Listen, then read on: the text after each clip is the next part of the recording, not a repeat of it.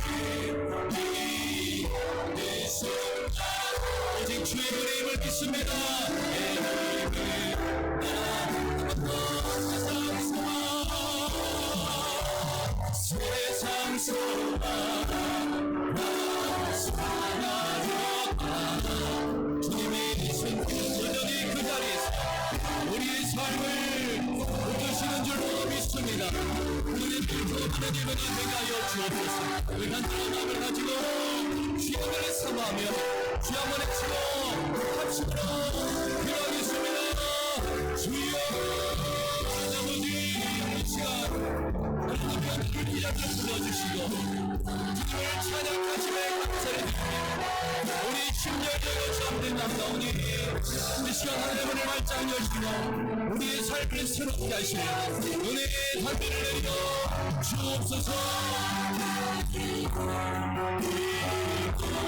순간이 주님의 입을 나는 믿는 세상 소망,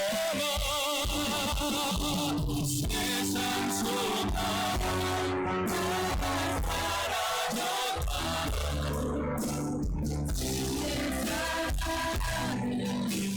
시없으니 사랑하는 이 모든 순간 나리는 법으로 세상 소망, 세상 소망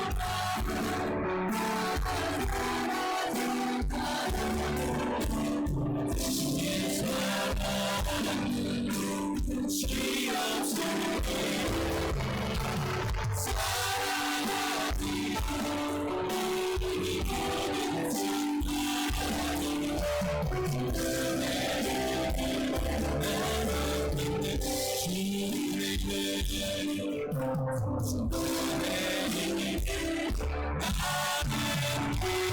우리의 삶을 붙드시고 주님의 크고 놀라우신 사랑을 찬양합니다. 그 사랑 앞에 우리 큰 감사의 박수를 드리겠습니다.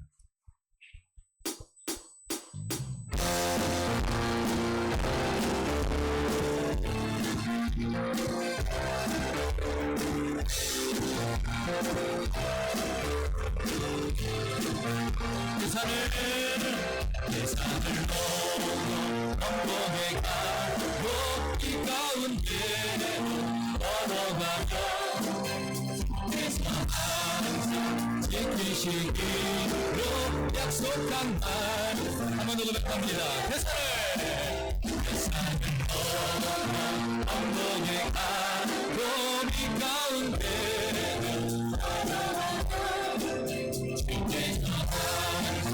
지키시기로 약속한 말씀 아멘.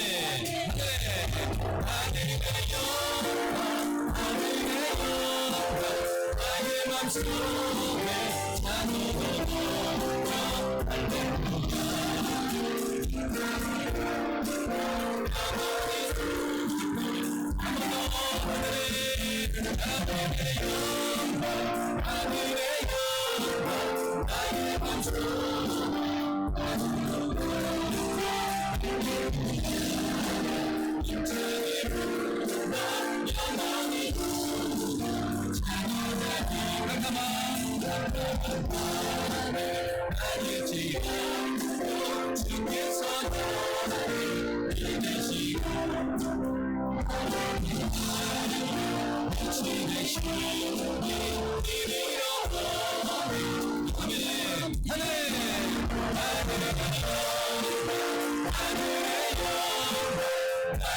넘쳐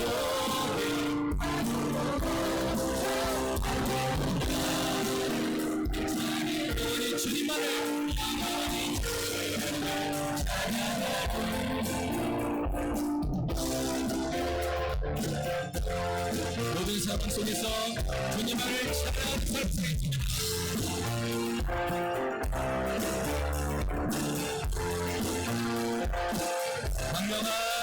분명한 하늘의 바다 찬란한 천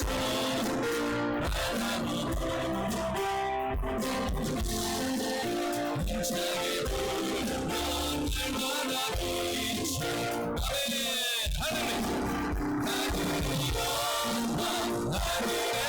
영광 나의 맘속에 자동으로 힘차게 부르며 영원히 주님 이 목소리로 하늘의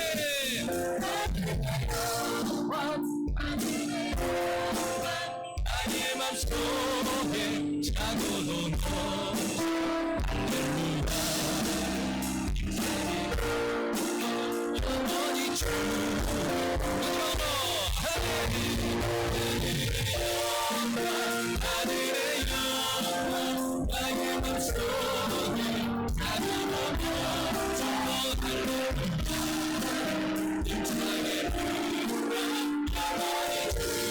주님 의지하며 내가 의지하는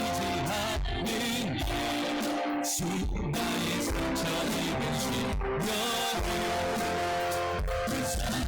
여기서 위로하여 주시니 기쁘신 나의 주 내가 의지하는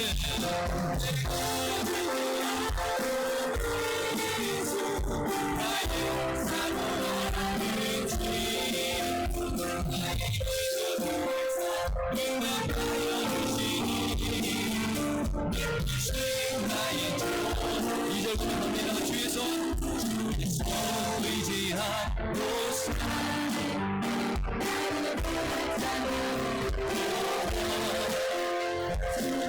내 마음을 그에게 위로하시니 미쁘신 나의 주 내가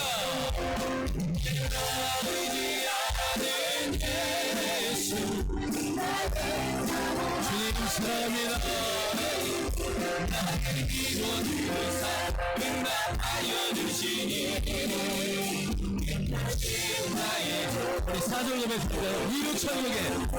천국에 올라가서 모든 성도들과 다 함께 수고하신 주를 찬양하리라. 기쁘신 마음에 주님을 향합니다.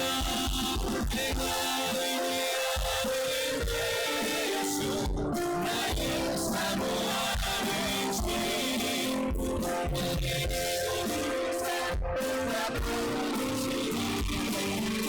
기쁘신 나의 목소리를 올려가지고 내가 의지하는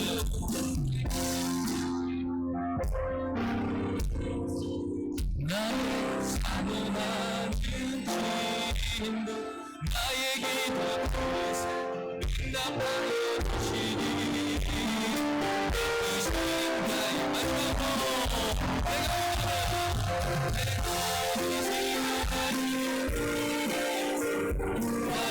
사모하는 주님 나의 기도를 응답하여 주시니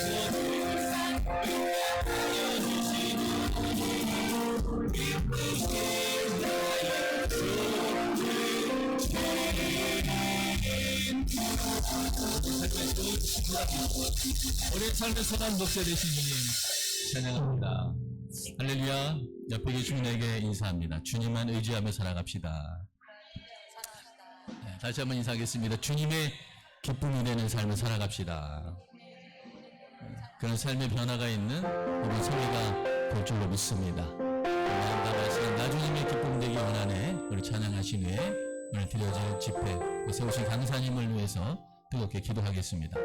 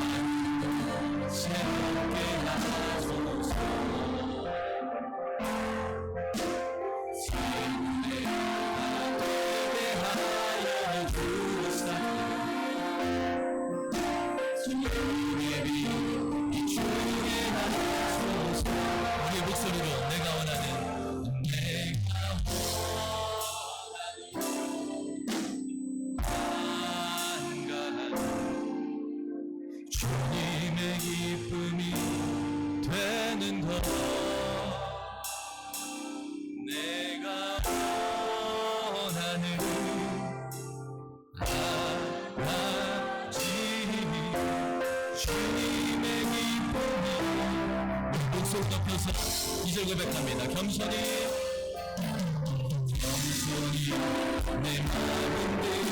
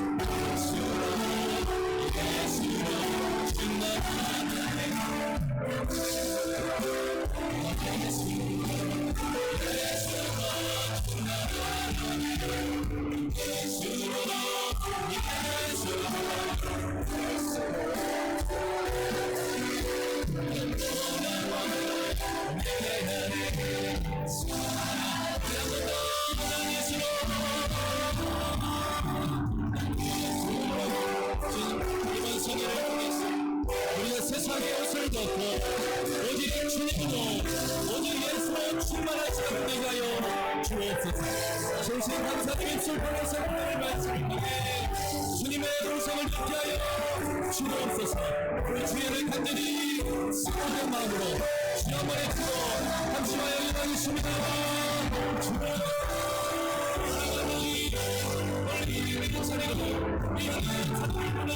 감사합니다. 세상 보내는 말씀을 우리의 삶에 다시 한번 성령의 우리로 공유합니다. 성령의 충만함으로 공유합니다. 세상의 없을 벗고 우리의 속사람이 오직 예수로 충만한 시간 될 수 있도록 주의 역사여 주옵소서.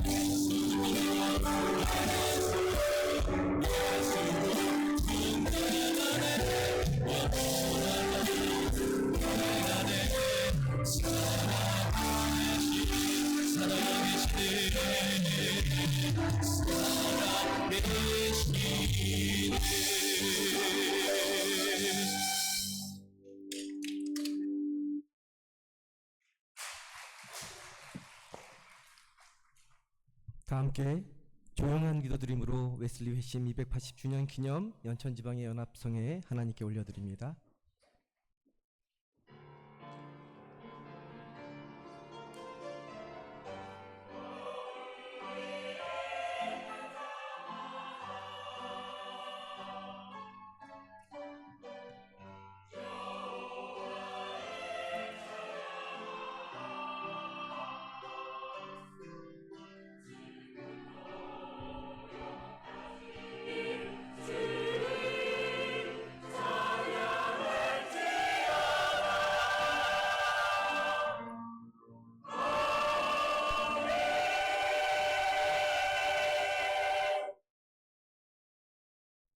다 함께 찬송가 287장 찬송하신 후에 교육부 총무로 수고하고 계신 최재혁 목사님께서 대표로 기도해 주시겠습니다.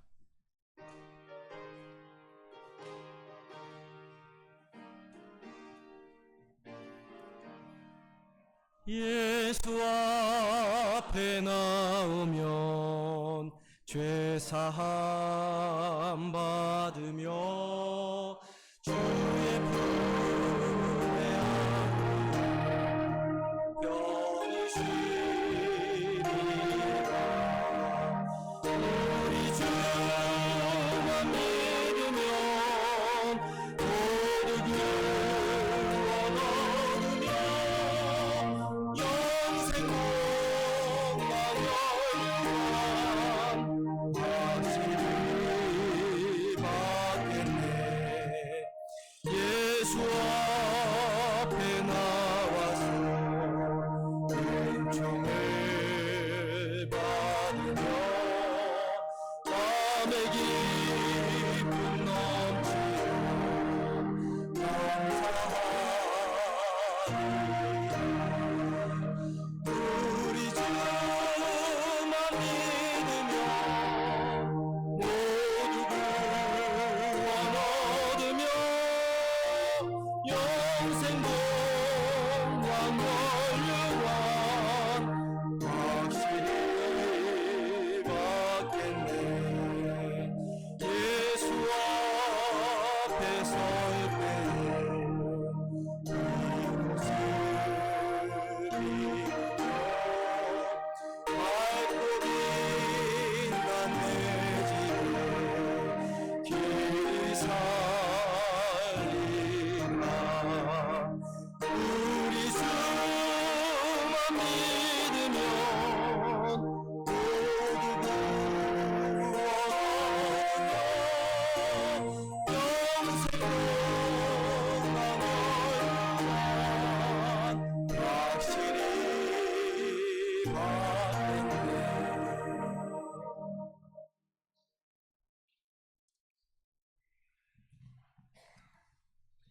기도하시겠습니다.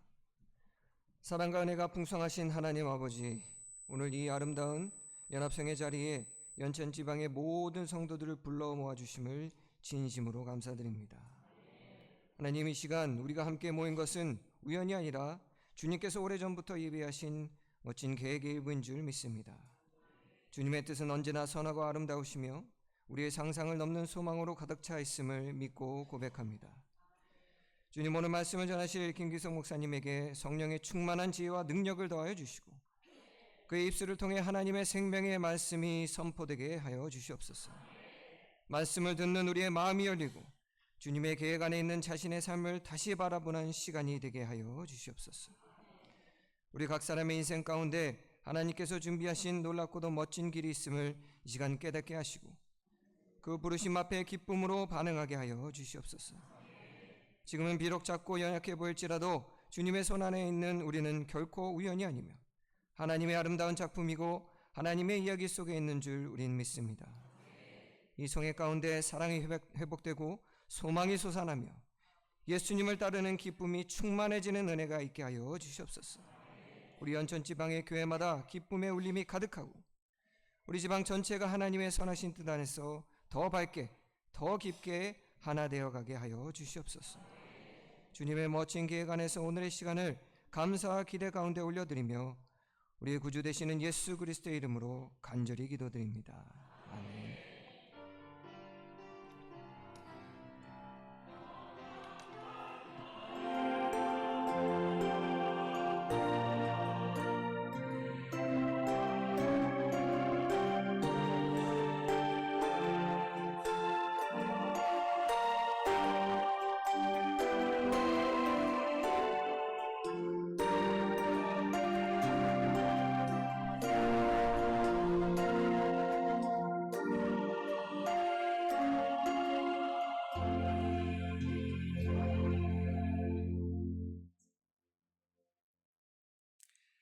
지방여선교회 회장으로 수고하고 계신 홍순희 권사님께서 성경말씀 봉독해 주시겠습니다. 성경말씀 봉독하신 후에 시온찬양대 연천교회 시온찬양대에서 특별 찬양해 주시겠습니다.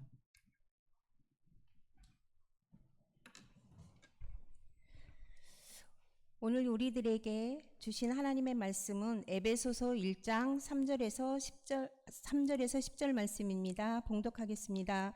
찬송하리로다. 하나님 곧 우리 주 예수 그리스도의 아버지께서 그리스도 안에서 하늘에 속한 모든 신령한 복을 우리에게 주시되 곧 창세전에 그리스도 안에서 우리를 택하사 우리로 사랑 안에서 그 앞에 거룩하고 흠이 없게 하시려고 그 기쁘신 뜻대로 우리를 예정하사 예수 그리스도로 말미암아 자기의 아들들이 되게 하셨으니 이는 그가 사랑하시는 자 안에서 우리에게 거저 주시는 바 그의 은혜의 영광을 찬송하게 하려는 것이라. 우리는 그리스도 안에서 그의 은혜의 풍성함을 따라 그의 피에 말미암아 속량 곧 제사함을 받았느니라. 이는 그가 모든 지혜와 총명을 우리에게 넘치게 하사 그 뜻의 비밀을 우리에게 알리신 것이요 그의 기뻐하심을 따라 그리스도 안에서 때가 찬 경륜을 위하여 예정하신 것이니 하늘에 있는 것이나 땅에 있는 것이 다 그리스도 안에서 통일되게 하려 하심이라. 이는 살아계신 하나님의 말씀입니다.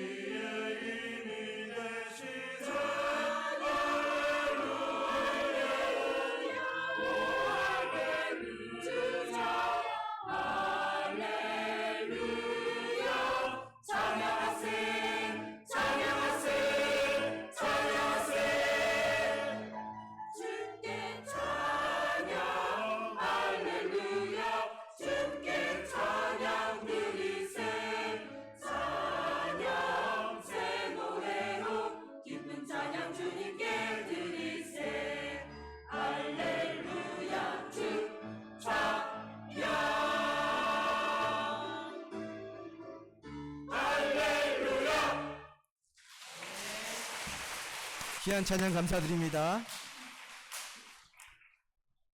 이 시간에는 이병일 감리사님 나오셔서 계사와 또 강사님 소개해 주시겠습니다. 여러분 안녕하십니까? 여러분들 삶의 가정에 평안이 넘쳐나시기를 간절히 축원합니다.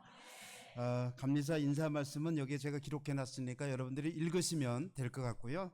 우리 단 1분이라도 김기성 목사님 말씀 듣는 시간을 더 많이 갖기 위해서 짧게 말씀을 드리도록 하겠습니다. 김기성 목사님은 작년에 청파교회를 은퇴하셨고요.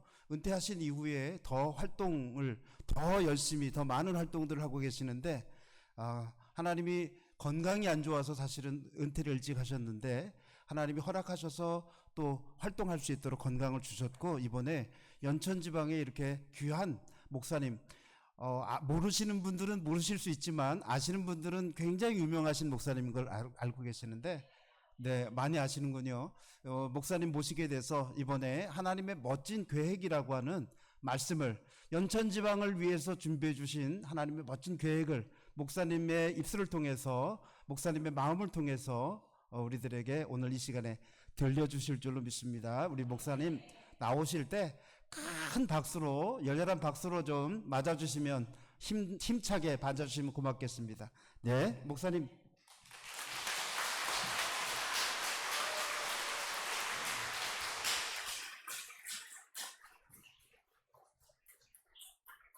감사합니다. 참 좋으신 우리 주님의 은총과 평강이 연천지방에 있는 21개 교회 모든 교우들과 또 이 예배에 동참한 모든 분들과 함께 하시길 빕니다.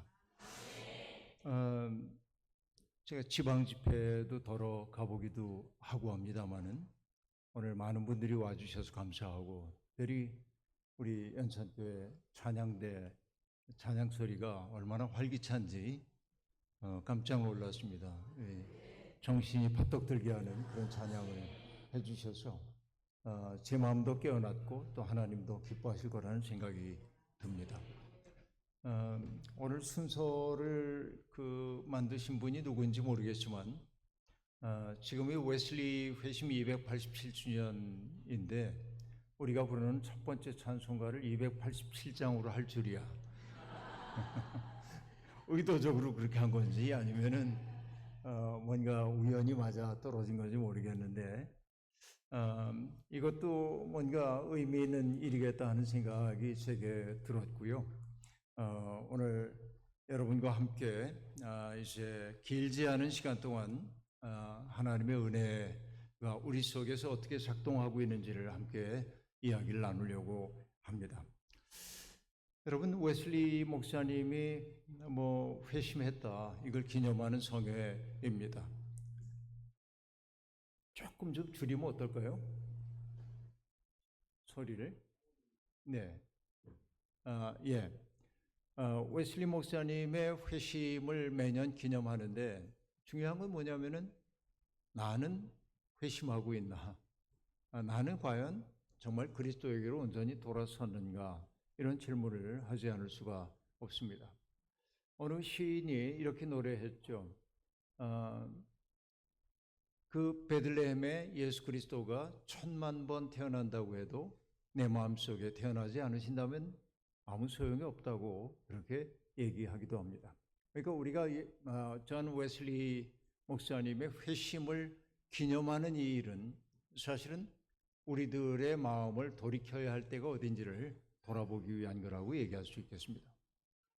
구약에서는 우리가 회개를 뜻하는 단어를 슈브라고 얘기하는데 슈브라고 하는 단어는 돌아가다라고 하는 뜻입니다. 돌아간다고 하는 건 뭐죠? 있어야 할 자리에서 떠났음을 얘기하는 거죠. 우리가 마땅히 있어야 할 자리가 어디인가요? 그것은 하나님 앞입니다. 그죠? 하나님 안에 있어야 합니다. 그런데 우리가 돌아간다고 하는 것은 이미 하나님이 계신 자리로부터 내가 멀어졌다라고 하는 걸 의미하죠. 이게 우리들의 삶의 모습이기도 합니다. 그래서 구약에 있는 예언자들이 백성들에게 하나님의 말씀을 전할 때 자주 썼던 단어가 뭐냐면 여호와께로 돌아오라라고 한 말입니다. 그래서 돌아오라고 하는 말은 멀리 떠났다는 얘기일 겁니다. 그리고 어떤 예언자들은 돌아오라고 말하기보다는 함께 가자는 의미에서 여호와께 돌아가자라고 말하기도 합니다. 나도 함께 여러분과 함께 하나님께로 돌아가고 싶다라고 말합니다. 여러분, 하나님께로 돌아간다라고 하는 것은 어떤 의미일까요? 내 마음대로 사는 건 아니죠. 여기 이제 피아노가 있습니다만은 기타를 치는 분도 있었습니다. 그런데 여러분, 기타를 치는 분이 자기의 기타 줄을 튜닝을 이렇게 해가면서 피아노 소리하고 자기하고 맞지 않아요. 그럼 여러분, 피아노가 고쳐야 합니까? 아니면은 기타가 고쳐야 합니까? 기타를 고쳐야 되죠. 당연하죠. 그렇죠. 우리가 어디 음악회 같은 데 가보면은 오케스트라가 연주를 하게 될 때 이제 단원들이 쭉 들어와요. 그리고 악장이 딱 서서 이렇게 단원들을 바라봅니다. 그럼 어디선가 악기 소리 하나가 삑 소리가 나요. 그게 뭐냐면은 오보에 소리입니다. 오보에가 딱 한 소리를 내면은 그럼 그 소리에 맞춰서 바이올린과 뭐 첼로라든지 비올라라든지 컨트라베이스라든지 이것들을 전부 조율을 하도록 되어 있습니다. 그 기준이 되고 있는 음을 오보에가 내주는 것이죠. 거기에 따라서 맞춰야 합니다. 근데 우리가 하나님을 믿는다고 하는 것은 뭐냐? 하나님이 내 마음대로 움직여 주시길 바라는 게 아니라 하나님이 기준음이 되시고 내가 그 마음에 따라서 나를 조율해 가는 과정이 신앙생활의 과정이란 말이에요. 그러니까 우리가 하나님 앞에 기도하는 것도 그렇습니다. 하나님, 내가 바라는 게 이겁니다. 그러니까 이렇게 이루어 주세요. 이것도 기도이지만 기도가 깊어지면 어떻게 되냐면 하나님이 나를 통해 하시고자 하는 일이 뭘까 여쭤볼 수밖에 없어요. 바로 이게 조율하는 과정이고 내가 하나님께로 돌아간다라고 한 말의 의미입니다.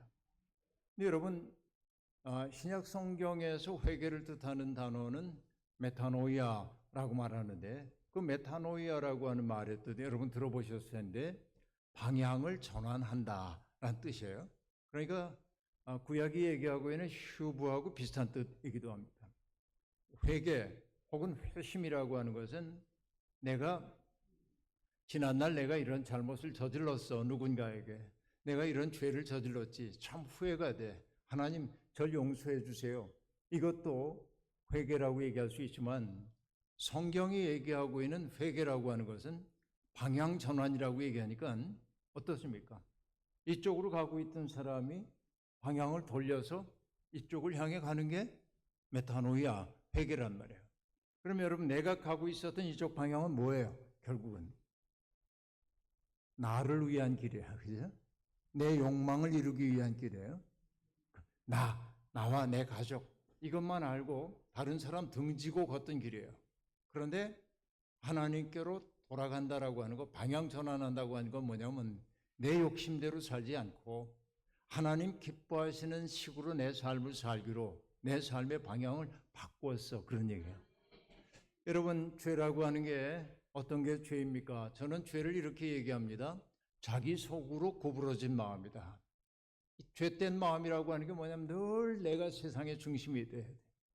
내가 중심이 아니면 못 견뎌. 나 이게 이제 죄예요. 그런데 여러분, 하나님의 은혜가 우리 속에 와서 내 죄가 녹아내리게 되면 우리 속에 생기는 사건이 뭔가 하면 나를 중심으로 살았던 삶이 부끄러워져요. 내가 인정머리 없이 살았어. 내가 다른 사람들 배려하지 않고 살았어. 부끄러워. 그래서 그 다음부터 뭘 하냐면 내 곁에 있는 사람들이 귀히 여겨지기 시작하고, 그렇죠?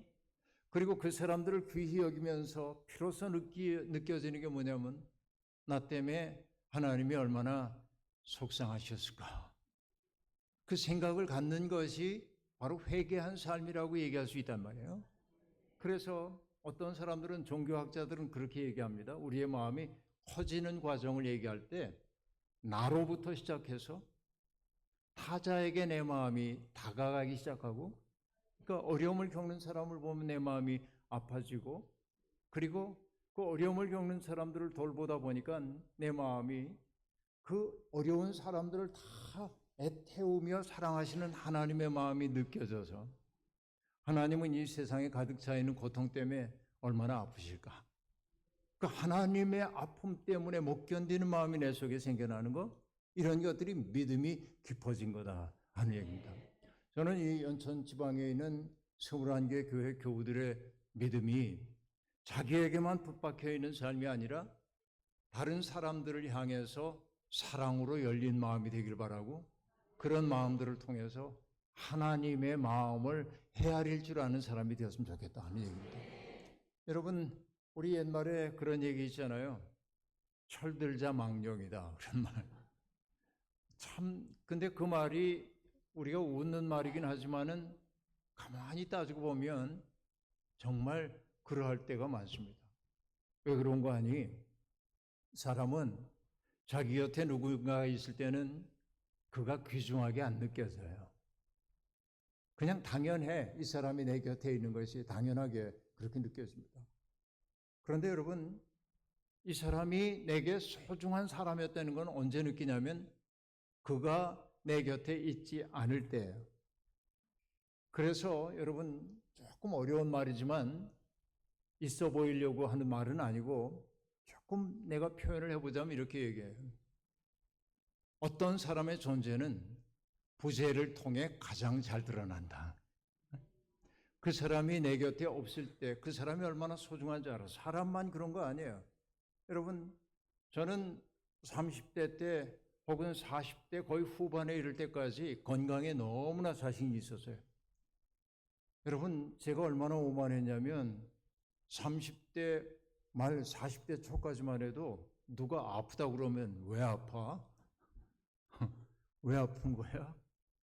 또 나하고 동년배들이나 나보다 나이가 어린 사람들이 뭐 피곤해 그러면 젊은 사람 피곤하긴? 근데 여러분, 얼마나 무례한 얘기이고 사람마다 다 다르다는 거 제가 그때 알지 못했어요. 근데 내가 촉병이 있다는 걸 알고 그것 때문에 내 삶에 제한이 많아지기 시작하자 보이기 시작해. 이 사람들이 얼마나 어려울까? 이 사람들이 얼마나 고통스러울까? 이런 것들이 보이기 시작하는 거예요. 결국 어떤 얘기를 할 수 있냐면 하나님은 우리의 연약함을 통해 우리를 조금 사람 되게 만드시는지도 몰라요. 이게 하나님이 하시는 일이구나 하는 생각이 들 때가 아주 많이 있습니다. 그러니까 여러분, 그 존 웨슬리의 회심을 기념한다고 할 때 그 회심이라고 하는 게 웨슬리가 그날 확 변해서 이런 얘기가 아니고 그 회심은 어떤 내용인지를 우리가 알아야 하는데 오늘 저는 어느 교회에서 감리산 교회에서 말씀을 전하면서 그런 얘기를 했습니다. 회심이라는 게 다른 거 아니다. 자, 웨슬리는 옥스퍼드 대학을 나온 수재였습니다. 대단히 뛰어난 사람입니다. 근데 그는 하나님에 대해서 이성적으로 이해하려고 했고 영적으로도 이해하기 위해서 정말 노력했습니다. 하나님의 옷자락이라도 붙잡으려고 부단히 애를 썼어요. 그런데 채워지지 않는 부분이 있어요. 늘 그러고 있었어요. 그런데 여러분, 1738년 5월 24일 그는 모라비안 교도들의 집회소가 있는 곳에 갑니다. 그의 일기를 보면은 내키지 않는 발걸음으로 그렇게 말합니다. 오늘 이 자리에도 내키지 않는 발걸음으로 오신 분이 있는지 모르는데 뭔가 변화의 사건이 일어나길 바랍니다만은 별로 오고 싶지 않은데 여러분, 제가 청파교회 담임 목사로 27년을 일했고요. 그 전에 부목사로 7년 동안 일을 했고, 그리고 전도사와 소속 목사 해가지고 청파교회 43년 동안을 일을 했는데 저는 거의 한 교회의 사람입니다. 그런데 제 전임자인 목사님이 늘 농담처럼 하시는 얘기가 있었습니다. 여러분, 비가 오거나 눈이 오거나 날이 춥거나 그러면 오늘 예배 빼먹을까? 그런 생각 들잖아요. 근데 그 목사님이 농담으로 그랬어. 주님은 꼭 그런 날 오실 거라고. 네, 여러분, 때때로 내키지 않는 그런 발걸음으로 올 때 은혜가 열릴 때가 있는데 웨슬리가 그날도 별로 가고 싶지는 않았지만은 성실한 사람이니까 자기하고의 약속을 지키기 위해 갑니다. 근데 그때 마침 어떤 사람이 책을 낭독하고 있었는데 루터가 쓴 로마서 서문에 대한 이야기를 읽고 있었습니다. 내용이 뭐냐면 의인은 믿음으로 말미암아 살리라 하는 대목을 읽고 있었는데 불현듯 깨달음이 그에게 온 거예요. 마치 루터도 똑같은 것 가지고 깨달았는데 루터가 깨달은 게 뭐냐면 사람은 믿음으로 말미암아 살리라라고 얘기할 때 의인은 믿음으로 말미암아 산다고 얘기할 때 루터도 그렇게 알았어요. 내가 의로워져야 돼. 하나님 앞에서 내가 더러운 것들 덜어내고 깨끗해지고 그래서 하나님이 보시기에 내가 꽤 괜찮은 사람이어야 한다. 이게 믿는 사람의 삶이다. 루터는 그렇게 생각했어요. 그러면서 그것 때문에 언제나 괴로웠어요. 하나님 앞에 가가지고 죄를 고하고 제가 깨끗하게 살기를 원해요 하고 돌아서서 가다 보면 마음속에 또 나쁜 생각이 떠오르기도 하고 그럼 또 돌아오고 이게 루터예요. 근데 어느 순간에 깨달았어요. 의인이 믿음으로 말미암아 산다는 것은 내 믿음, 나의 의로 산단 말이 아니라 인간에게 베풀어 주시는 하나님의 가없는 사랑을 받아들이는 게 믿음이고 그게 하나님의 의가 우리를 구원한다는 사실을 안 거예요. 그 사실을 낭독하고 있을 때 웨슬리가 얘기합니다. 내 마음이 이상하게 뜨거워졌다. 그렇죠? 이게 이제 회심 사건을 보여주고 있는데 그때 그가 하는 얘기가 뭐냐면 나는 내가 오직 그리스도를 믿음으로 구원받았다는 확신을 갖게 되었다. 그리고 그분께서 내 죄, 바로 나의 죄를 사하시고 나를 죄와 죽음의 법에서 구원하셨다는 확신이 내 안에 생겼다. 이렇게 얘기합니다. 자, 회심이라는 게 뭔가 했더니 아까 뭐 했어요? 웨슬리가 하나님의 마음에 들기 위해서 하나님을 향해 맹렬히 다가갔어요. 자기의 의의 노력으로. 그런데 미칠 수가 없어요. 여기 젊은 사람들도 있으니까 카프카의 성이라고 하는 작품을 보면 K라고 하는 사람이 성에 자꾸 다가가는데 다가가는 만큼 성이 멀어지는 거야. 이 하나님도 그래. 내가 하나님을 파악하려고 그러면은 하나님 알 수가 없어요. 점점 멀어지는 것처럼 느껴져요. 그런데 웨슬리가 이때 경험한 게 뭐냐면 내가 다가가는 줄 알았더니 하나님의 사랑이 확 자기를 움켜잡았어. 그걸 알게 된 거예요. 내가 잡는 게 아니에요. 하나님이 나를 붙드신단 말이지. 그러니까 그 다음부터는 흔들림이 없어요. 사로잡힌 거예요. 그래서 웨슬리는 그 다음부터는 하나님에게 사로잡힌 사람으로 살았어요. 개인적으로도 깨끗한 인생을 살았을 뿐만 아니라 어려움을 겪는 사람들을 돌보는 그런 일들을 끊임없이 해나가서 감리교의 자랑스러운 전통은 뭐냐면 개인적으로도 깨끗한 인생 사는 거지만은 우리가 살고 있는 세상을 따뜻하고 아름다운 곳으로 바꾸기 위해 부단한 노력을 가하는 것이 감리교의 전통이었단 말이죠. 그걸 뭐라고 얘기합니까? 사회적 성화 그래. 우리가 살고 있는 사회를 모든 사람들이 저마다의 인생의 몫을 한껏 누리며 살 수 있는 곳으로 바꾸기 위해서 이 웨슬리는 어마어마한 노력을 기울였고 그게 감리교의 전통이다 말이죠. 우리가 그 마음을 가져야 하고 오늘 회심 기념 주간에 우리가 경험해야 될 것은 뭐냐면 내가 하나님의 의를 이룰 수 있는 사람이 아니라 하나님의 은혜가 나를 삼켰다라고 하는 걸 느끼고 그렇죠? 그 은혜. 그래서 여러분 회심한 사람들의 삶은 어떤 말로 요약될 수 있냐면 시편 기자가 얘기하고 있는 것처럼 주께서 내게 베푸신 은혜에 내가 무엇으로 보답할꼬? 응? 그러니까 여러분 은혜를 받은 사람들의 삶은 뭐냐면 하나님 나에게 이거 주세요. 맨날 주세요가 아니라 은혜를 받은 다음부터는 내가 주님의 은혜에 어떻게 보답할까? 주님 제가 어떻게 하는 게 주님을 기쁘게 해드리는 걸까요? 이 질문을 던지면서 하는 거란 말이야. 그러니까 여러분 이렇게 마음으로는 우리가 깨달아집니다. 근데 여러분 어떻습니까? 인생은 여전히 고달프죠? 처리해야 할 문제는 왜 그렇게 많은지? 하나의 문제를 해결하고 나면 또 다른 문제가 내게 다가오고 그래요. 이게 우리들의 삶입니다. 여러분 몸 가지고 사니까 몸 때문에 행복하기도 하지요. 왜 그런 거 아니에요? 여러분 몸을 가졌다는 게 행복하다고 느끼는 게 언제냐면 저도 손자가 넷이나 되는데요. 얘네들 이렇게 탁 안고 있을 때 너무 행복해. 내가 몸이 있다는 게 얼마나 좋은가. 아이들하고 다 시를 하는 거죠. 우리 손녀아이 하나는 제게 오면은 얘가 이제 초등학교 5학년이나 됐습니다마는 나한테 오면은 내 무릎으로 타고 와서 나를 천천히 살펴봅니다. 머리끝에서부터 이렇게. 할아버지 눈 밑이 왜 이렇게 또 늘어졌어? 그리고 천천히 바라봐요. 여기 뭐 좀 더 생기지 않았나 이런 걸 바라봐요. 근데 여러분 걔하고 이렇게 마주 보다가 내 마음이 뭉클해. 왜? 내 아내도 그렇게 나를 안 보거든. 세상에 누가 나를 그렇게 바라보겠어요. 그죠? 근데 아이가 나를 바라본다는 게 뭐겠어요? 여러분 바라봄이 사랑이에요. 그렇잖아요. 바라보고 나면 얘도 할아버지 이렇게 느끼고 싶어요. 이렇게 몸 가지고 할 수 있는 일들인 거예요.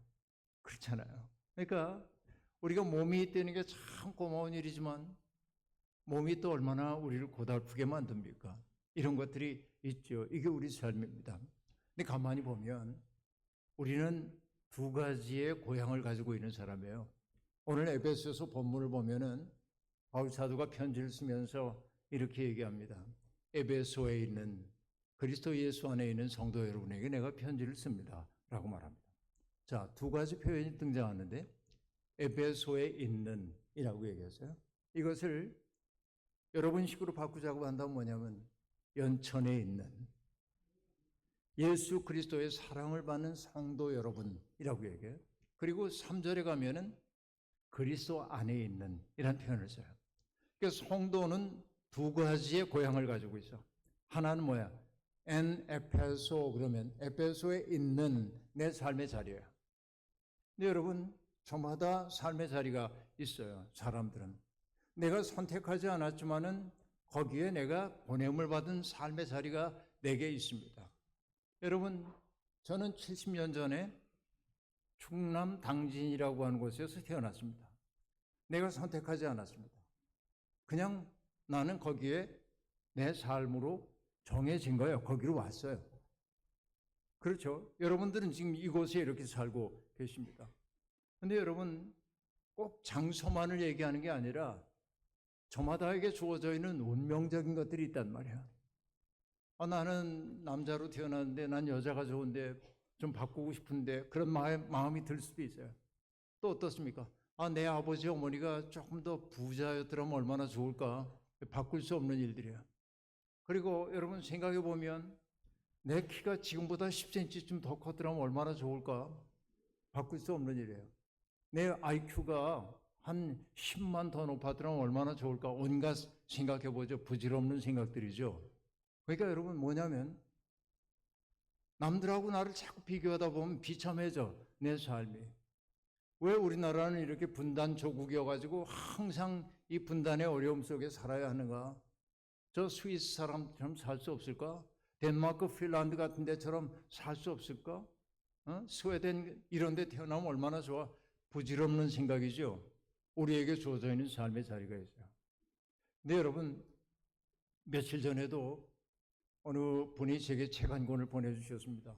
그분은 어떤 분이냐면 여우숲학교라고 하는 숲 생태 학교를 운영하고 있는 분인데 최근에 나온 책을 내게 이렇게 보내주셔서 그 책을 지금 읽고 있는데 그분의 이전 책에서 이런 얘기하는 걸 봤습니다. 숲을 공부하기 위해 오는 사람들에게 그분은 이렇게 숲에 데려가서 얘기합니다. 지금부터 나무들을 한번 자세히 보세요.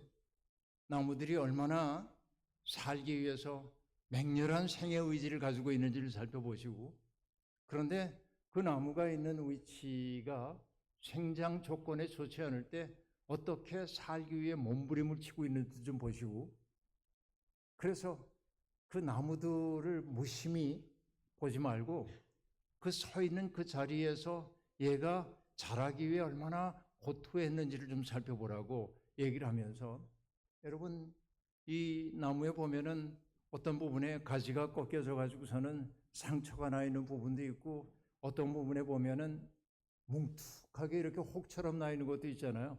그런 거 우리말로 옹두리라고 하는데 나무가 상처를 받고 균이 들어올까봐 수액 혹은 수지를 내가지고 자기를 감싼 게 옹두리가 되는 거예요.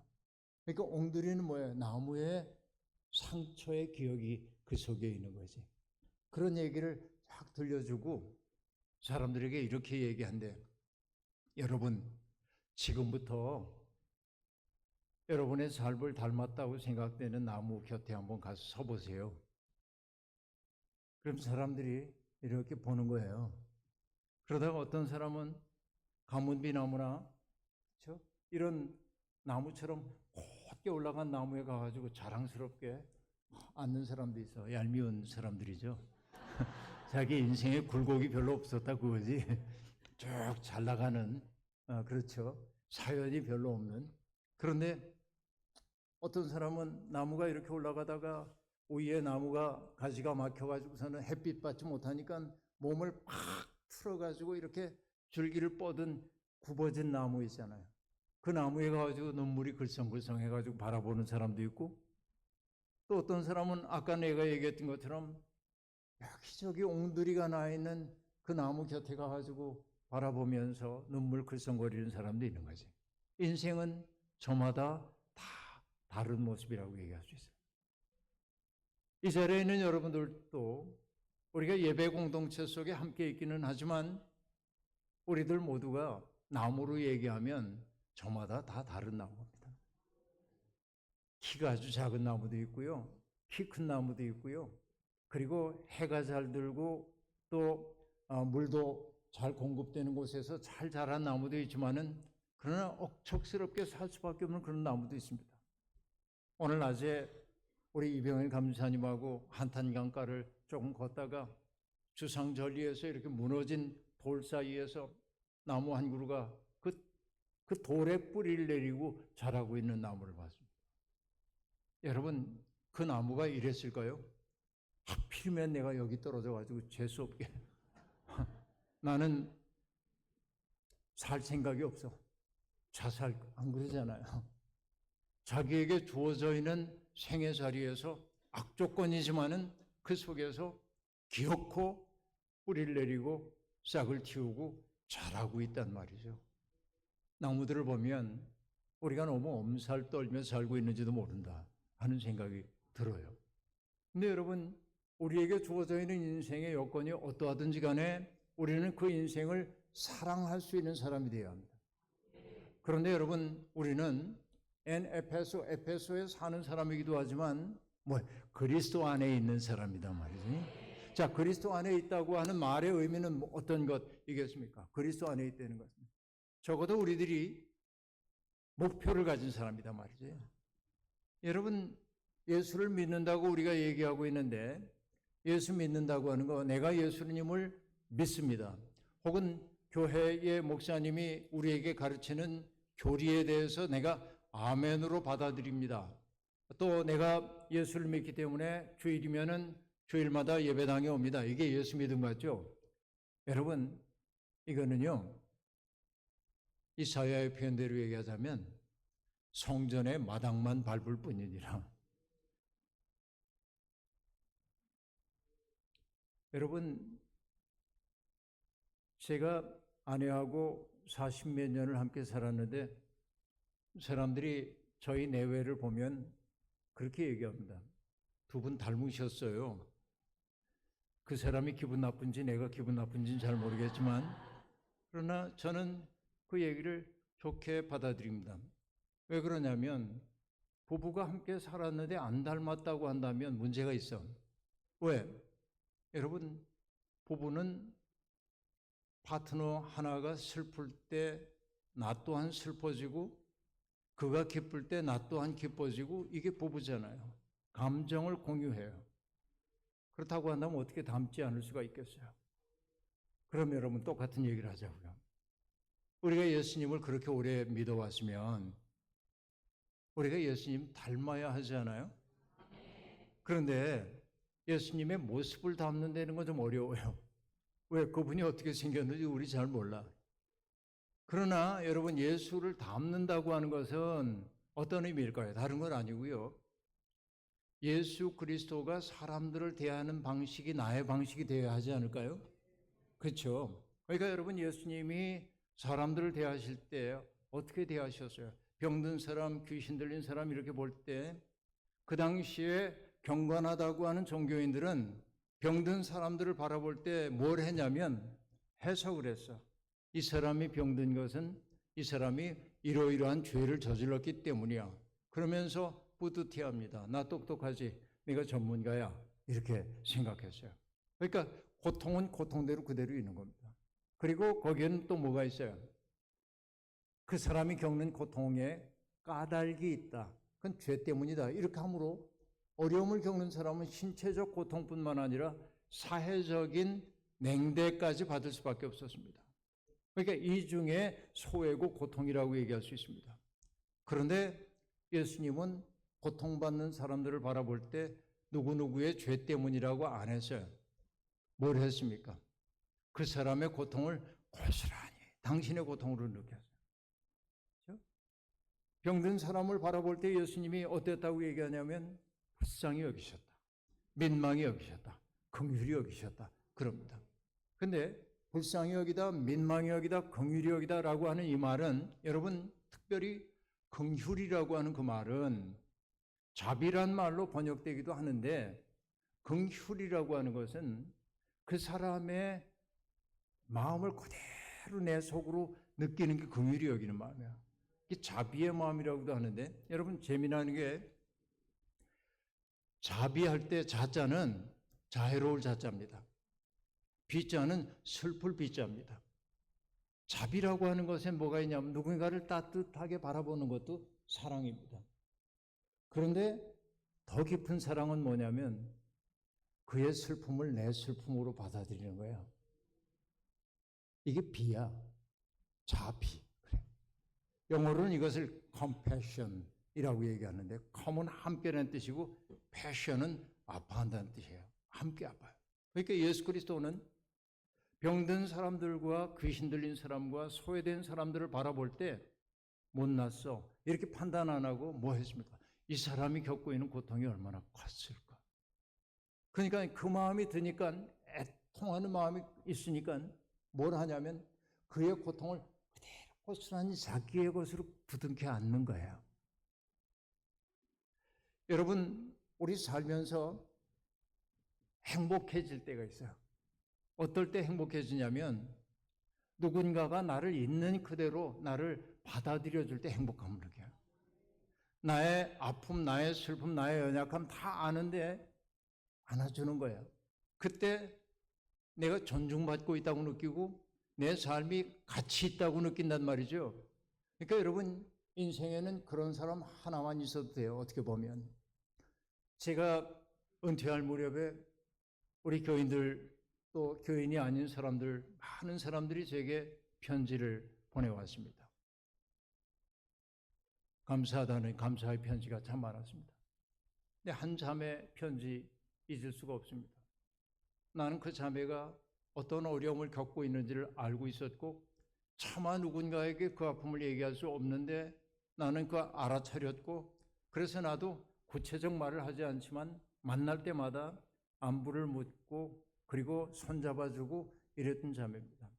그가 편지에 썼습니다. 벼랑 끝에 선 듯 삶이 위태로울 때, 아무도 내 곁에 없다고 하는 외로움 속에 있을 때 목사님은 언제나 내 곁에 계셔주셨고 언제나 나의 설당이 되어주셨습니다. 그 사랑이 나를 산자의 땅으로 돌려놨습니다. 그렇게 말해요. 죽고 싶었어요. 그런데 한 사람이 나를 인정해주고 알아주고, 너의 아픔을 내가 알아. 말로 하지 않지만 그 느낌으로 알았을 때 회복할 수 있는 사랑이 있어서 예수 그리스도가 했던 것이 바로 그런 거예요. 그러니까 여러분, 그 사랑을 내가 경험하고 나면, 그 사랑을 경험하고 나면 내 인생이 얼마나 신비한 건지를 비로소 알기 시작해요. 내가 함부로 살면 안 되겠다 하는 생각이 드는 거예요. 여러분, 우리가 교리적으로 얘기할 때 예수님의 보혈의 공로로 우리가 구원함을 받았다 이렇게 얘기하고 있는데, 여러분 그 교리적인 언어만은 보지 말고 어떤 얘기로 봐야 하냐면 우리의 슬픔, 우리의 아픔, 내가 살면서 겪었던 상처, 누군가에게 받았던 눈총, 누군가가 내게 가했던 모욕적인 언사, 이런 것들이 내 마음속에 켜켜이 쌓여 있는데, 그런데 주님은 내 마음속에 그런 아픔을 아시면서 그래, 내 마음의 아픔을 내가 안다.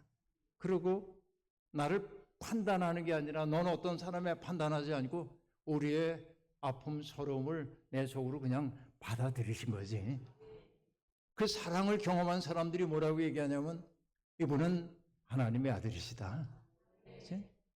그러니까 예수님의 신분증에 그렇게 적혀있기 때문이 아니라 그 사랑을 경험한 사람들은 그렇게 고백할 수밖에 없었단 말이죠. 이게 예수 그리스도라고 얘기할 수 있습니다.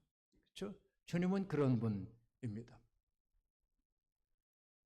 옛날에 여러분 우리 권정생이라고 하는 동화 작가가 계셨는데 그분이 정말 아름다운 동화의 세계로 어린이들을 인도한 아주 위대한 동화 작가입니다. 근데 그분이 아주 오랫동안 병약한 사람이었기 때문에 어릴 때 이분은 거지 생활을 했어요. 어느 날 이 폐병에 걸려가지고 이렇게 골골하고 있는데 아버지가 어느 날 얘기한 거예요. 야, 내 누나 시집을 보내야 하는데 폐병 환자가 있다는 얘기 들으면 네 누나 누가 맞아들이겠니?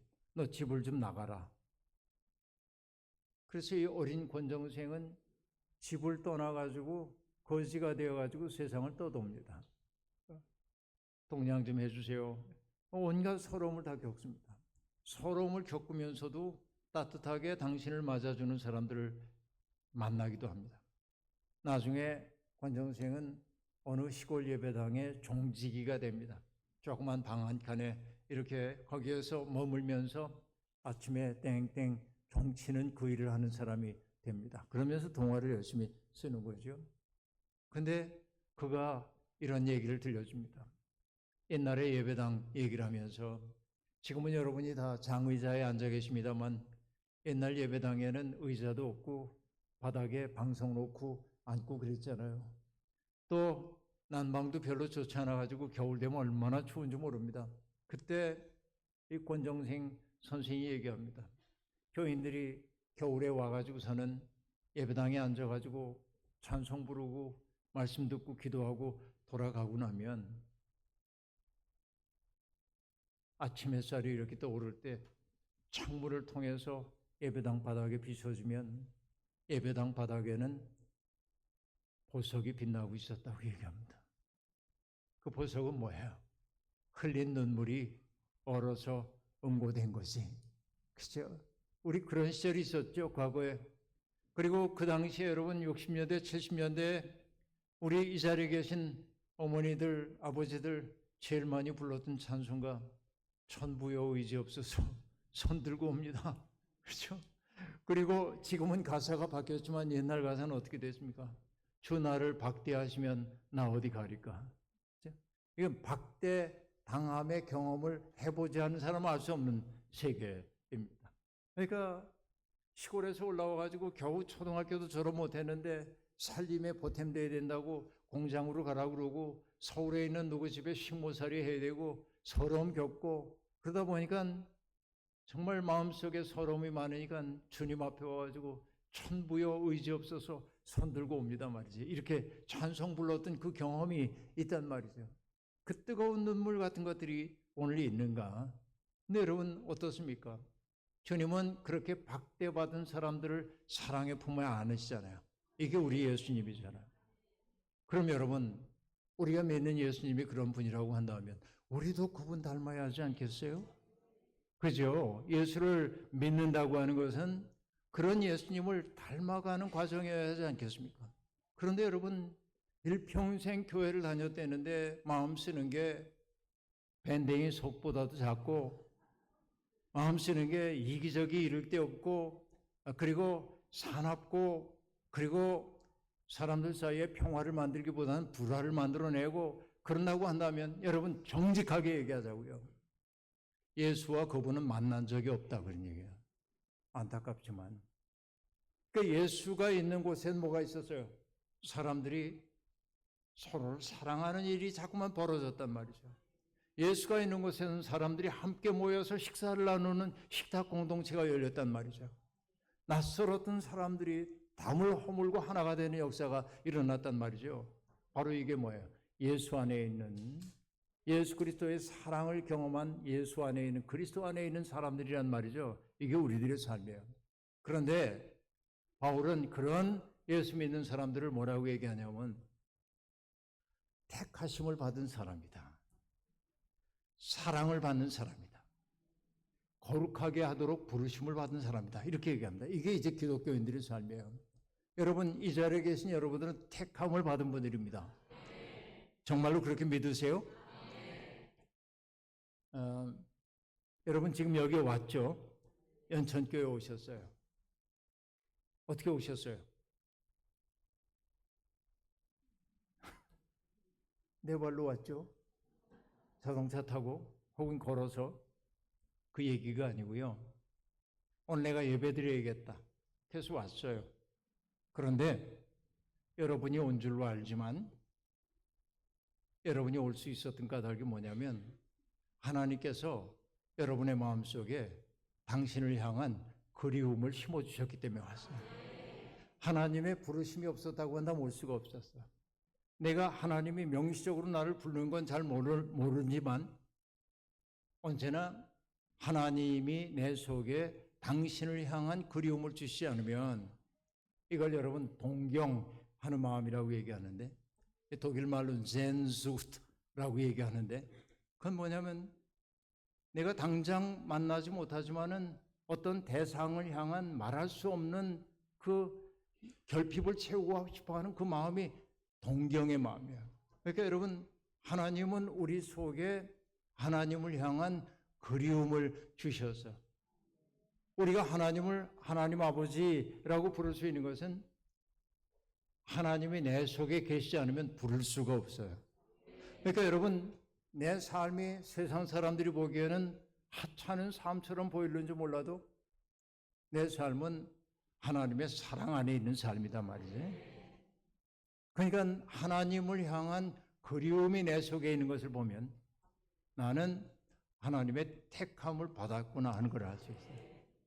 그런데 우리를 택해 주신 하나님은 우리를 어떻게 한다고 얘기했어요? 사랑한다. 사랑해. 내가 널 사랑해.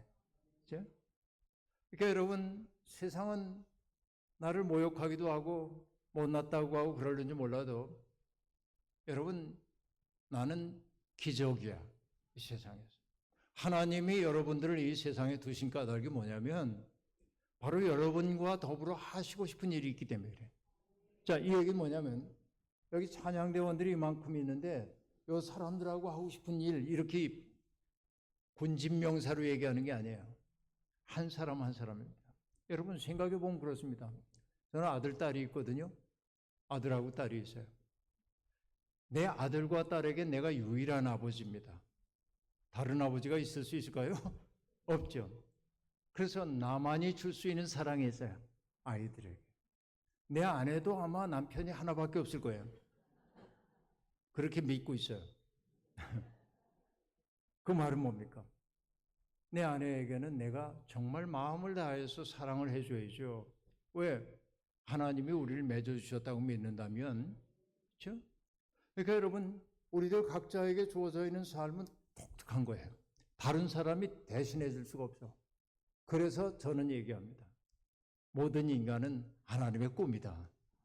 하나님은 바로 여러분과 더불어 하시고 싶은 일이 있기 때문에 우리를 내셨다. 이게 이제 하나님을 사랑한다라고 하는 말입니다. 근데 하나님이 우리를 사랑하신 까닭을 에베소서 뭐라고 얘기하냐? 거룩하고 흠없는 사람이 되게 하기 위해서다 라고 말합니다. 여러분 어떤 게 거룩함이에요? 어떤 사람이 찬송가를 잘 부르고 성경을 졸졸졸졸 외우고 철야기도를 일주일에 몇 번씩 하고 금식기도 하고 방언기도를 하고 전도 열심히 하고 이 사람 거룩한 것처럼 보입니다. 그러나 그게 거룩함일까요? 오래전입니다. 제가 부목 때니까 굉장히 오래전 얘기인데 어느 날 이제 좀 무료한 시간이 있어서 우편물 온 거를 이렇게 보다가 여러분 교회 우편물들이 참 많이 옵니다. 근데 비밀을 하나 말씀드리자면 뜯어보지도 않고 쓰레기통으로 가는 우편물이 대부분입니다. 근데 그날은 내가 심심했던지 우편물을 이렇게 뒤지다가 어느 회사에서 보내온 사보를 뜯어서 보게 됐습니다. 이렇게 팔랑팔랑 넘기다가 그냥 무료해서 이렇게 넘기다가 문득 어떤 단어 하나가 내 눈에 딱 들어왔어요. 그래서 다시 앞으로 가서 봤습니다. 그리고 그 글을 읽게 됐습니다. 내용은 이러합니다. 그 회사에 다니고 있는 남편을 둔 부인이 쓴 글이었습니다. 어느 날 공중 목욕탕에 갔다는 거예요. 오래전 얘기입니다. 요즘은 공중 목욕탕 많이들 안 가죠. 옛날에는 우리 일주일에 한 번 주례 행사로 목욕탕을 공중 목욕탕 가곤 그랬는데, 그러니까 남탕은 좀 한산합니다. 전 여탕은 안 가봤지만 여탕은 상당히 좀 복잡하고 여성들이 목욕하는 시간도 약간 더 긴 거 같고 그런 느낌이 들긴 하는데, 그날 그분이 여탕에 목욕탕에 갔더니 그날따라 웬일인지 너무 가득 차 있는 거야. 목욕하는 사람들이 많아. 그래서 대야가 좀 필요한데 한 바퀴를 돌다 보니까 하나도 없더래요. 근데 어떤 늑수고리한 아주머니가 대야를 2개를 놓고 쓰고 계시길래 얘기를 했대. 아주머니, 아무리 둘러봐도 대야가 안 보여서 그런데 실례가 아니라면 제가 좀 사용할 수 있도록 해주시겠습니까? 그래서 그분이 이렇게 딱 쳐다보더니 아주 노여운 표정으로 당신 누군데 내가 쓰고 있는 거 무슨 권리로 달라고 그러냐 그러면서 화를 내는 거예요. 뭐 꼭 그럴 건 없잖아요. 너무 인색하게 그러셔서 알았습니다. 그리고 돌아서서 대야 없이 목욕을 하는데 좀 마음이 불쾌하고 그러죠. 정말 구정물 뒤집어 쓴 것 같고 그런 마음씀 때문에. 그래서 목욕을 좀 마치고 옷을 갈아입으러 락카룸으로 나왔는데 화를 냈던 그 아주머니도 나와서 옷을 갈아입는 거예요. 눈 마주치기 싫어서 돌아서 옷을 입고 있는데 목욕탕 문이 열리면서 어떤 분이 들어오다가 그 늑수거리한 아주머니를 향해 이렇게 말씀하더라는 겁니다. 어머 권사님. 그리고 다음에 나온 얘기가 뭐냐면 산기도 가셨더라면서요. 그러니까 추측해 보는 거야. 이분 산기도 갔어요. 은혜 받으려고. 그래서 산에 가서 소나무 뿌리 하나 뽑고 왔는지 모르지만 그분이 이렇게 어머 권사님 산기도 가셨더라면서요. 그러자 이렇게 응대하는 것이었습니다. 말도 말라우 하늘에서 은혜가 쏟아집디다 그래요. 근데 여러분 은혜 충만하게 받고 왔지만 대안은 절대 나눠줄 수 없어요. 대안은 제가 이 얘기를 하는 까닭이 뭔지 아시겠죠? 거룩함이라는 게 산에 가서 기도 많이 하는 게 거룩함 아니에요. 성경 많이 하는 게 거룩함 아니에요. 내 마음이 거룩해진다고 하는 건 뭐냐면 내 마음이 깨끗해지는 거예요.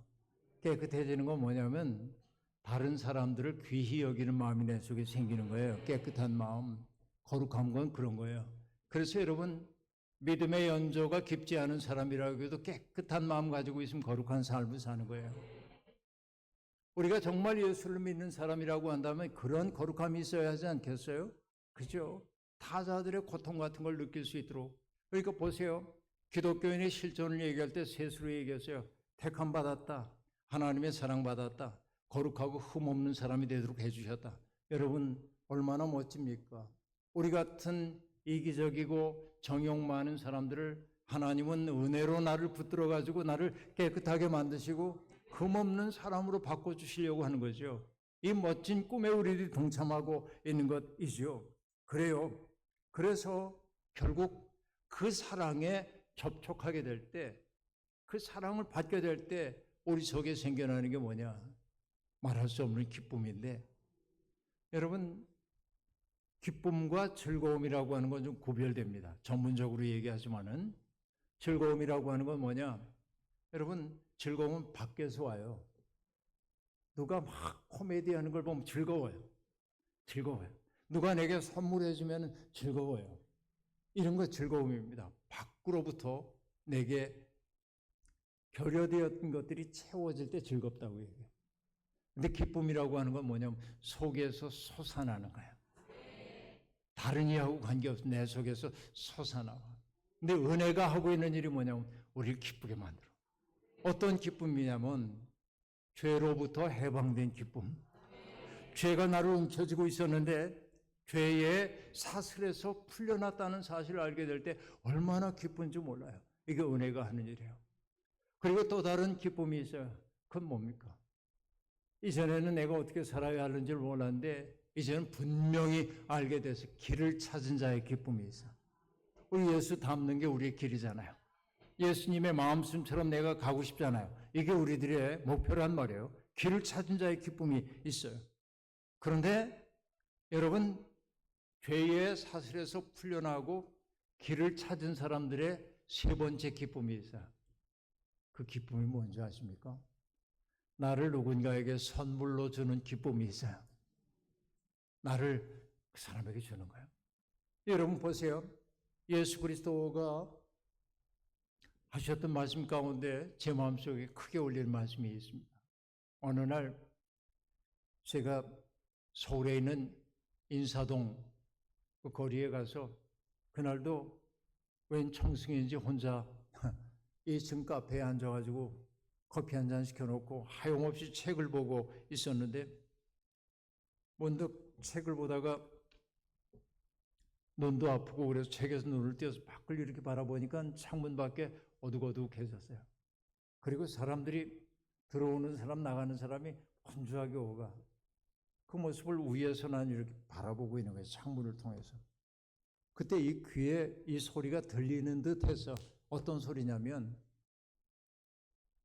공중에 새도 깃들 곳이 있고 여우도 굴이 있지만 인자는 머리 둘 곳이 없다 하는 소리. 그러니까 사람들은 누군가를 만나기 위해 이렇게 오기도 하고 일 끝나고 집을 향해 가기도 하는데 머리 둘 곳 없다고 하셨던 그 예수 그리스도의 그 마음이 확 오는데 이거 못 견디겠는 거야. 예수님의 외로움이 내 마음속에 이렇게 오는 거예요. 그래서 신학교 때도 그런 결단을 한번 했지만은 그때 내가 가졌던 맹세 가운데 하나, 다짐 가운데 하나가 뭐냐면 예수님을 외롭게 하지 말자. 응? 예수님을 외롭게 하지 말자. 근데 여러분 결국 예수님은 나는 가진 게 아무것도 없다고 얘기했지만은 가진 게 없었기 때문에 주님이 하실 수 있었던 건 뭡니까?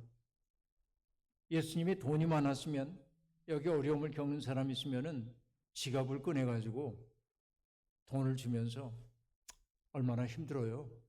오늘 가서 가족들하고 따뜻한 저녁이라도 드세요.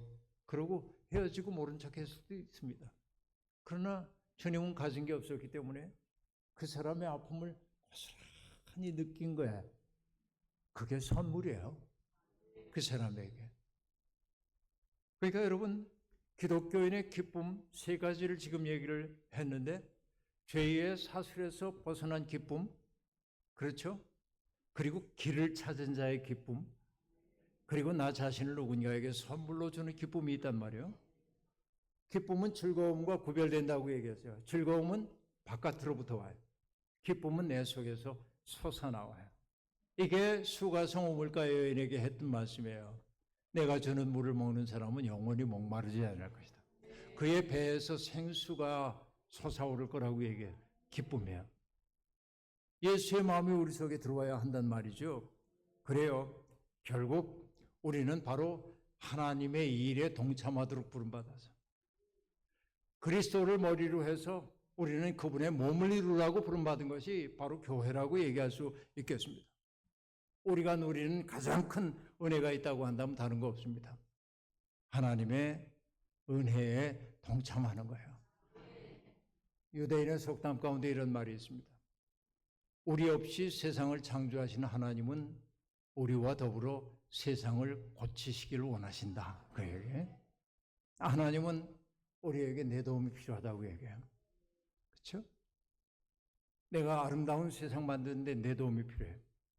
여러분 여기에 계신 분들 가운데 머리가 서리가 내려서 머리가 휘어지신 분들 또 기력이 약해지신 분들 아유 우린 뭐 이제 하나님께 갈 날만 기다리지 내가 뭘 하겠어 그러는지 몰라도 여러분 제가 성경에서 제일 아름답게 느끼는 것 가운데 하나가 뭐냐면 성전에서 아기 예수를 품에 안았던 시므온입니다. 렘브란트는 그 그림 시므온의 노래 그림 그리면서 아기 예수를 이렇게 떠받들고 있는 눈이 어두워진 시므온의 모습을 그리고 있습니다. 그런데 여러분 우리가 할 수 있는 나이 드신 분들이 할 수 있는 가장 큰 하나님의 일이 뭔지 아십니까? 축복하는 일이에요. 네? 교회에 있는 사람들 축복하는 거예요. 몸으로 봉사 못해도 괜찮아요. 근데 여러분 나를 볼 때마다 격려하고 축복하고 미소 지어주고 그런 사람을 보면은 여러분 살아갈 힘이 생기지 않겠어요? 그러니까 우리들 각자는 할 수 있는 일이 제법 많아요. 여러분 말 한마디로 천냥빚 갖는다는 말이 있는 것처럼 우리는 하나님의 일 제법 많이 할 수 있어요. 그런데 여러분 우리가 할 수 있는 가장 큰 하나님의 일이 뭔지 아십니까? 어느 시인이 얘기했는데요. 세상의 모든 것들이 다 비스듬히 기대고 있대요. 공기를 비스듬히 기대고 있는 나무를 보라고 그 시인은 얘기합니다. 그러고 얘기합니다. 우리는 기대는 게 많은데 기대는 게 맑기도 하고 흐리기도 하니 우리 또한 맑기도 하고 흐리기도 하지요. 이 시예요. 근데 가만히 보면 그래요. 사람 인자를 보면 여러분 보는 쪽에 있으면 이렇게 되겠죠? 기대고 있어요. 사람은. 너 없이는 나도 없어요. 이게 사람이에요. 그런데 여러분 생각해 보세요. 나하고 이렇게 누군가 기대고 있는데 내가 기대한 사람이 지금 행복하고 맑으면 나 또한 행복하고 맑아요. 그래요, 안 그래요? 그렇죠? 근데 내가 기대고 있는 사람이 욕심사납고 아주 이기적이고 폭력적이고 탐욕스럽고 그러면 어떻습니까? 내 마음도 흐려져요. 그렇죠? 그럼 우리 인생의 목표 하나 있어요. 그건 뭐냐면 내게 기대오는 사람이 나 때문에 맑아지기를 꿈꾸는 거예요. 응? 나하고 만나는 사람들 하나하나가 나와 눈을 마주친 사람 하나하나가 내 눈과 마주쳤기 때문에 맑아지고 따뜻해지고 친절해지고 그러길 바라는 거예요. 그러니까 그 얘기는 뭐냐면 가장 큰 이웃사랑이 뭐예요? 내가 깨끗해지고 맑아지는 데 있어요. 이웃사랑은 프로그램이 아니에요. 프로그램도 해야 되지만 가장 기본 이웃사랑이라고 하는 게 뭐냐? 바로 내가 깨끗해지고 맑아지는 거야. 그때 내 주변도 맑아지고 깨끗해지기 때문에 그래요. 바로 이러한 사람들을 통해서 그리스도의 몸을 이루어가는 게 하나님의 꿈이에요. 그래서 하나님의 계획은 때가 차면 하늘과 땅에 있는 모든 것을 그리스도 안에서 그분을 머리로 하여 통일시키는 것입니다. 그리스도의 마음이 지배하고 있는 세상의 꿈이 우리에게 있단 말이에요. 세상은 어지러워요. 테러와 전쟁이 연이어 벌어지고 있고 그리고 가난과 질병에 시달리는 사람들이 많고 기후위기가 심각하고 난민들이 겪고 있는 고통이 심각하고 또 우리 사회는 너무나 분열되어 있고 정치적으로 이때 우리들이 해야 하는 건 뭐냐면 분열을 치유하는 사랑의 사람들이 돼야 돼요. 기독교인들의 말은 미워하는 말, 냉소하는 말, 갈등을 조절하는 말, 분열하는 말이어서는 안 돼요. 서로 따뜻하게 감싸 안고 사랑으로 보듬어 안는 말들을 하기 시작해야 돼요. 그때 우리 사회가 깨끗해져요. 이게 말했던 뭐예요? 웨슬리가 얘기하는 사회적 성화가 일어나는 거예요. 여러분을 통해서 하나님의 영광 받으실 일이 많아지길 소망하고 오늘 이후에 우리 연천 지방에 있는 모든 교회 교우들이 정말 택하심을 받은 사람답게 하나님의 사랑을 받는 사람답게 거룩하고 흠없는 사람답게 삶으로써 연천을 변화시킬 뿐만 아니라 우리의 영원한 고향인 하나님 나라 바라보며 사는 멋진 여정이 되기를 주의 이름으로 축원합니다. 자비로우신 하나님, 오늘 하루 우리에게 주신 이 귀한 말씀을 가슴에 붙들고 살겠습니다. 오늘 우리에게 주신 이 귀한 말씀대로 우리는 하나님이 꾸시는 꿈임을 믿습니다. 우리를 통하여 하나님의 멋진 일 이루어 주옵소서. 예수님의 이름으로 기도하옵나이다. 귀한 말씀 전해주셔서 감사드립니다. 우리 강사 목사님께 큰 박수 보내주시겠습니다. 감사합니다.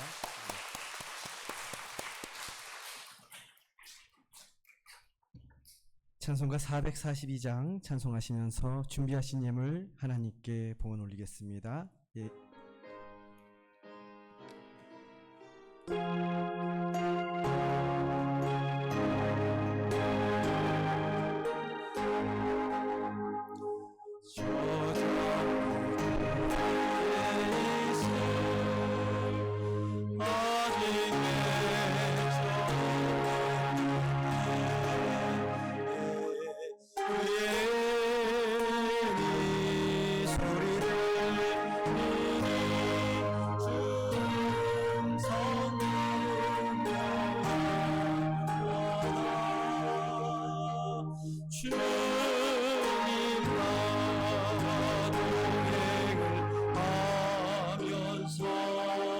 나를 친구 삼으셨네. 우리 서로 가는 길 기쁨에 갈 사람이 없구나. 불청한 주의 음성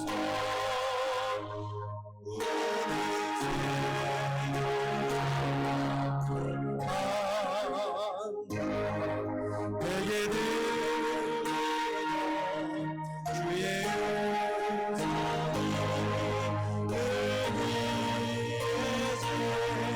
주님과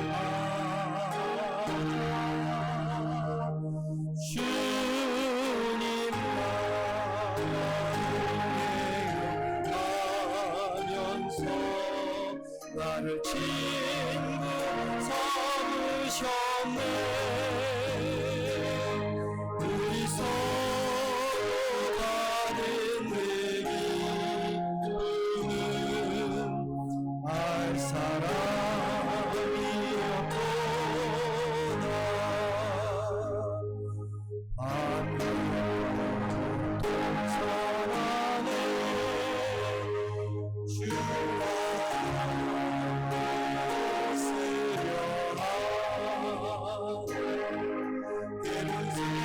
나가서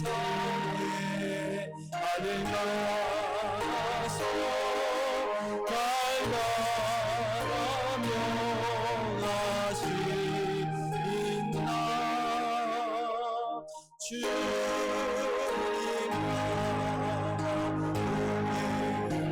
동행하면서 나를 친구 삼으셨네. 우리 서로 받은 그 기쁨은 알 사람이 없도다. 이 시간은 우리 회개로 수고하고 계신 백경열 목사님께서 헌금 기도해 주시겠습니다.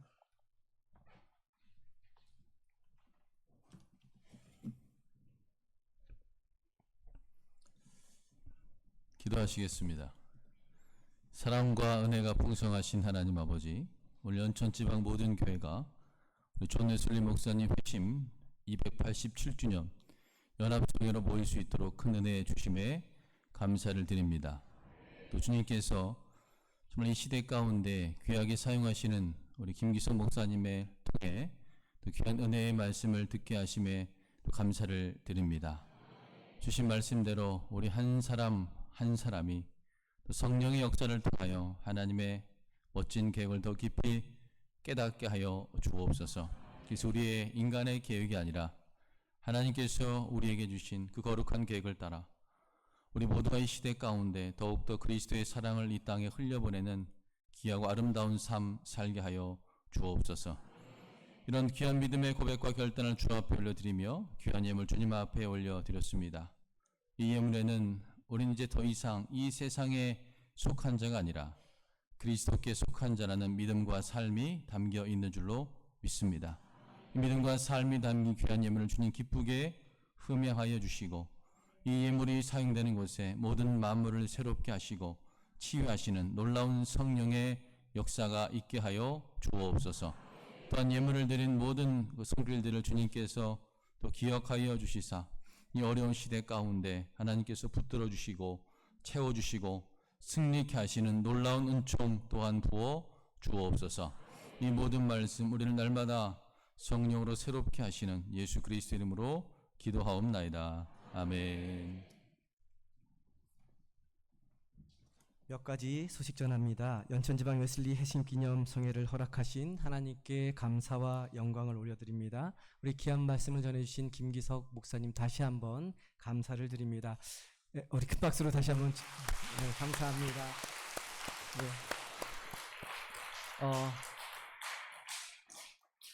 예배 전에 다가를 나눌 때 어떤 분께서 김기석 목사님 뵈면서 연예인 보는 것 같다고, TV에서 보는 분 직접 뵙게 됐다고 영광이라고 그러면서 사진을 찍으시더라고요. 저도 사진 찍었습니다. 예배 끝나고 사진 찍기 원하시는 분들은 찍어주실 거죠? 김기석 목사님께서 찍어주실 것입니다. 끝나고 사진 찍기 원하시는 분들은 남으셔서 사진 함께 찍어주시기 바랍니다. 장소를 제공해 주시고 섬겨주신 연천교회 담임 목사님과 성도님들께 감사를 드립니다. 예배의 순서를 맡아주신 모든 분들에게, 연합성회를 위해 수고해 주신 모든 분들에게 감사를 드립니다. 이 시간은 우리 김기석 목사님 나오셔서 축도해 주심으로 웨슬리 연합성회 마치도록 하겠습니다.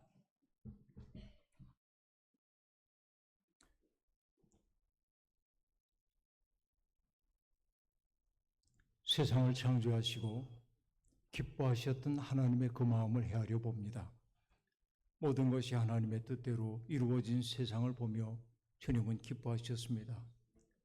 에덴 이후에 타락한 인간의 삶을 바라보면서 주님은 사람 지으신 것을 후회하고 아파하셨습니다.